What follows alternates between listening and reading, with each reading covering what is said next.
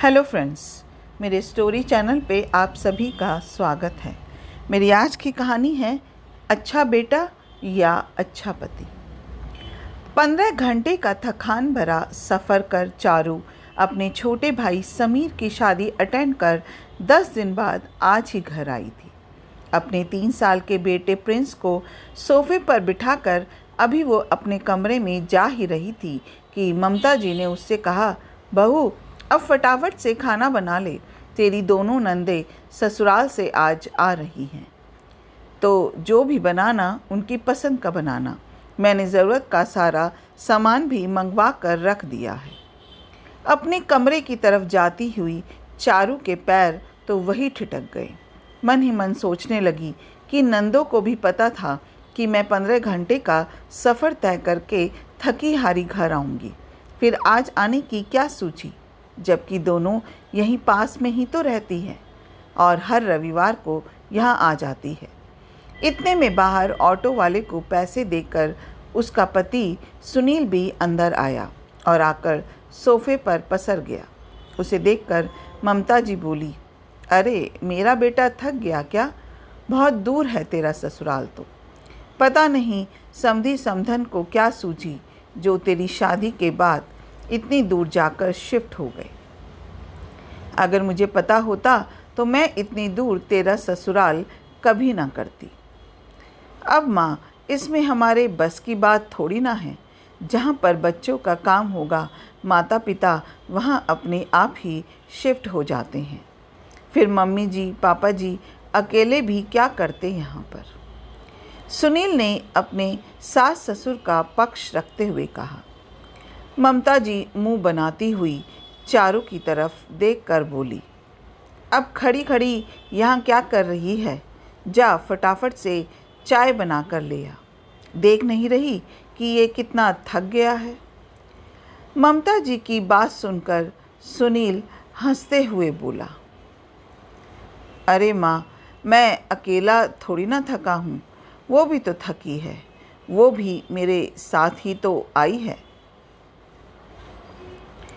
तो इतनी दूर से ट्रेन में बैठी बैठी तो आई है, कौन सा ट्रेन में कोई काम कर रही थी जो थक गई?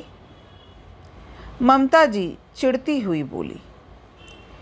चारू ने अपने लगेज की तरफ देखा तो सुनील ने कहा, तुम जाओ और चाय बना लो, तब तक मैं ये सारे बैग उठाकर कमरे में रख देता हूँ।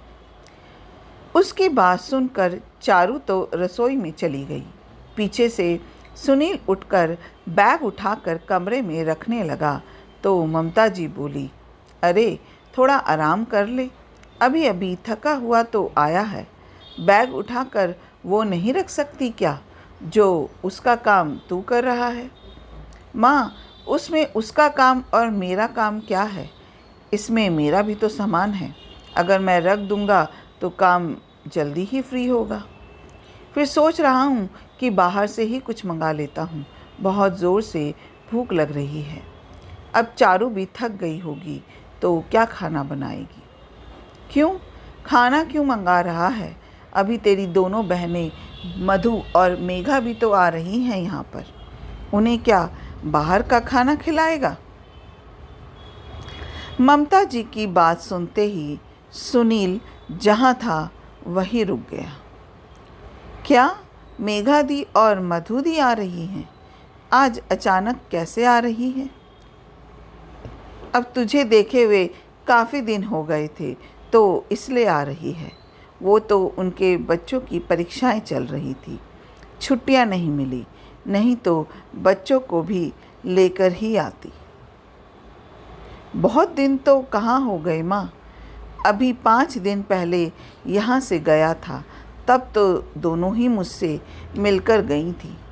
सुनील ने धीरे से कहा, ये तो उनका प्यार है तेरे लिए, जो वो तुझसे मिलने आना चाहती है, तो इसलिए बाहर से खाना मत मंगा, चुपचाप बहू को बोल दे कि उनकी पसंद की चीज़ बना दे। मेरी बेटियाँ कोई बाहर का आया हुआ खाना नहीं खाएंगी। पर माँ, चारू भी तो थक चुकी है, 15 घंटे का सफ़र कुछ कम नहीं होता है। ऊपर से 3 साल का बेटा है। ट्रेन में कितना परेशान कर दिया उसने। एक बच्चे में ही थक गए तुम लोग। मैं भी तो तुम तीनों को ले लेके जाती थी तुम्हारे ननिहाल। माँ, वो 15 घंटे का रास्ता नहीं था, लेकिन 1 घंटे तो ट्रेन में सफ़र करती ही थी ना। तब तो मेरी मदद के लिए कोई नहीं आता था, वो भी 3-3 बच्चों के साथ। माँ, आपने क्या किया वो आप जानो। आपकी सास ने आपके साथ क्या क्या किया आप जानती हो, लेकिन आपके साथ जो हुआ उसे बहू पर थोपना तो गलत है ना। भला उसका बदला बहू से क्यों?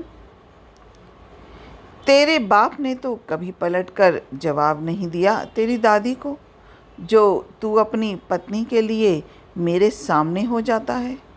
माँ, पापा और मुझ में फ़र्क है। आप हर चीज़ में कंपेयर क्यों करते रहते हो?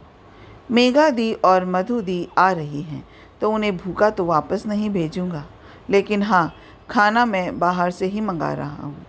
चारू भी थक चुकी है, उसे भी आराम चाहिए। अभी तो काम पर लगा दोगे, फिर बीमार पड़ गई तो 2-3 दिन तक घर का काम खुद करोगे। उससे बेहतर है खाना बाहर से ही मंगा लें। कहकर सुनील ने खाना बाहर से ही ऑर्डर कर दिया। ये देखकर ममता जी तिल मिलाकर रह गई। खैर, थोड़ी देर बाद अभी तीनों बैठकर चाय पी ही रहे थे कि मेघा और मधु भी आ गई। उन्हें देखकर अम्मा जी बहुत खुश हुई। अभी वो लोग बैठकर हाल चाल पूछ ही रही थी कि इतने में डिलीवरी बॉय खाना देने आ गया। सुनील ने जाकर खाना लिया और पेमेंट करके आ गया। ये देखकर मधु और मेघा ने ममता जी की तरफ इशारा करके पूछा कि क्या बात है, खाना बाहर से क्यों मंगाया है? भैया, आजकल की बहुओं को जोर आता है नंदों के लिए खाना बनाने में, इसलिए बाहर से खाना आया है। ममता जी भी धीरे से बोली, पर यह बात चारू को सुनाई दे गई, पर वो कुछ ना बोली, बस उठकर रसोई में आ गई, क्योंकि वो जरा सा बोलेगी तो ममता जी 10 बातें सुनाएंगी, और इस बार तो 2 नंदे भी साथ बैठी हुई थी। सुनील और चारू ने मिलकर खाना निकाला और सब लोग साथ ही खाना खाने बैठ गए। इतने में मेघा बोली, कुछ भी कहो चारू, तुम बड़ी भाग्यवान हो जो तुम्हें ऐसा ससुराल मिला है। पूरे परिवार के साथ बैठकर खाना खा रही हो, वरना हम तो रोटियां बेल बेल कर ही परेशान हो जाते हैं।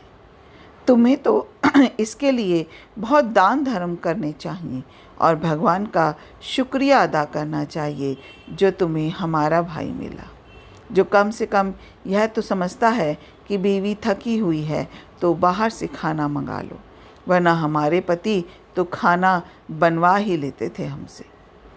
मधु भी साथ ही साथ बोली, पर चारू मुस्कुरा कर रह गई।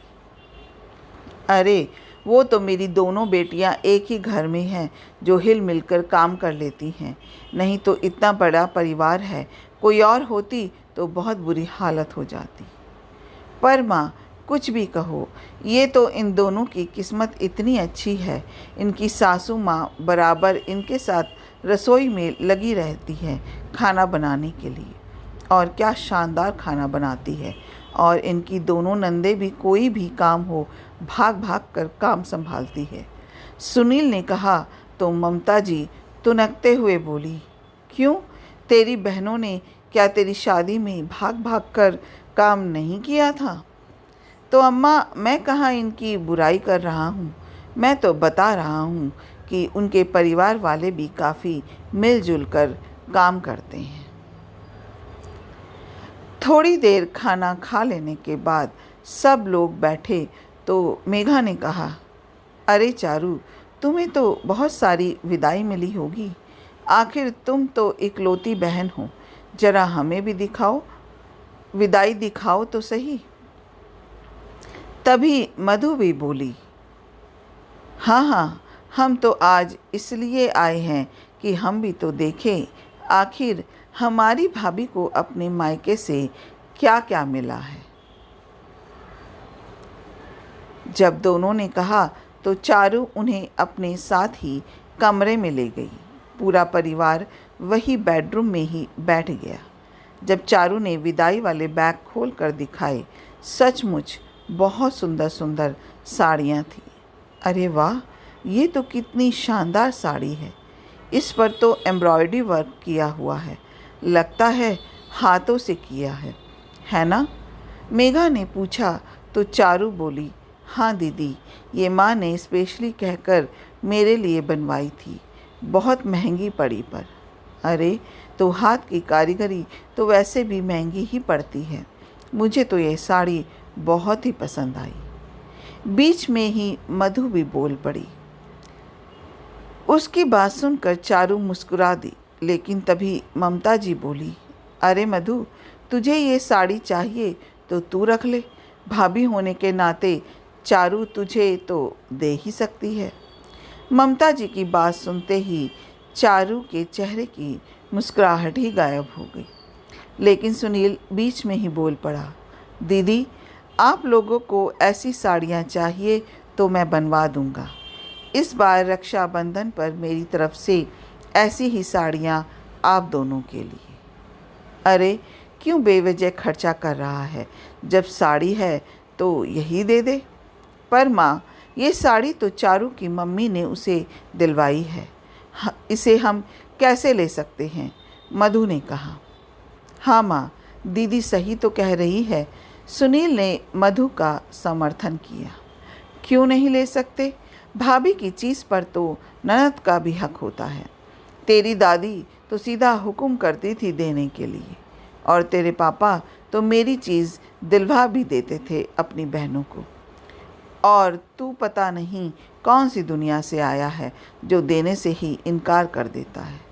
पर एक अच्छे बेटे की तरह तेरे पापा ने कभी इनकार नहीं किया अपनी माँ को और बहनों को। माँ, आपके सामने अच्छा बेटा बनने के चक्कर में मैं अपनी पत्नी के साथ गलत नहीं कर सकता।